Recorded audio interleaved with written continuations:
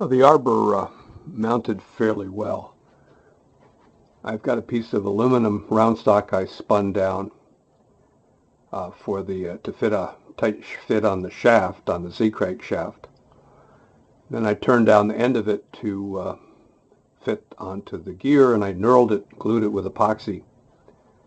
And then rather than a keyway, I drilled a hole and inserted a M6 by 1 set screw. And the set screw goes all the way in to the keyway, and then I drilled a small hole in the bottom of the keyway to keep the gear from wandering left or right. I think you mentioned something about that, and in order to get the right measurement, I had to have the gear out a little bit. But now when I turn this, the head goes up and down. It's a bit tighter to go up than down. Of course, that's gravity. And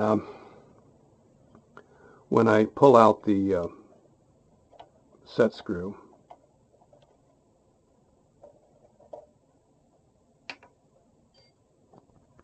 I don't know if you can see it, but in the very end of the keyway, I've just drilled a dimple so that the set screw fits into that, and it prevents it from wandering left or right.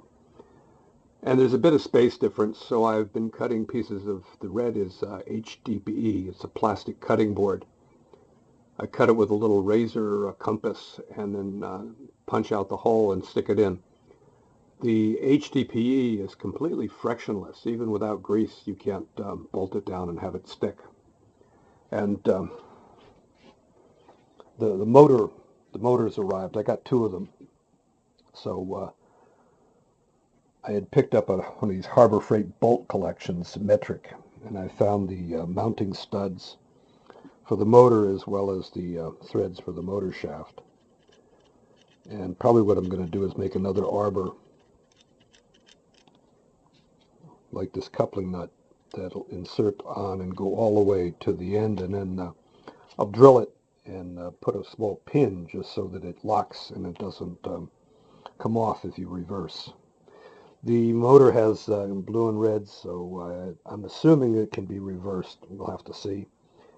And when I bought this, the fellow didn't have RPM or torque settings, torque figures.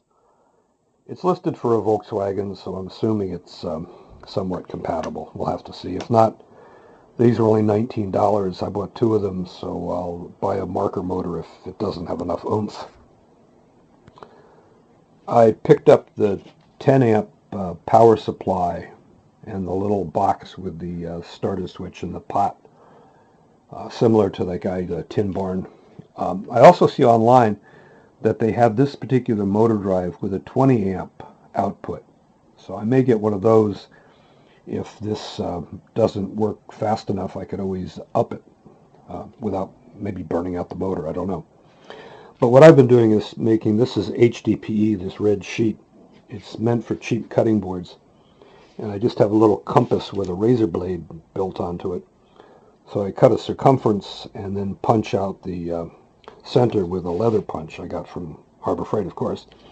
And I don't know, so I'll have to see if this goes. It'll be something I'll work on tonight. But if you see something, you were talking something about the movement of the shaft and the bevel gear inside. And I'm figuring if I lock it, that it won't move it. And if I put enough of these red spacers, I'll be able to have my Arbor tight against the this boss, and it won't be able to affect the gears. Anyway, see what happens.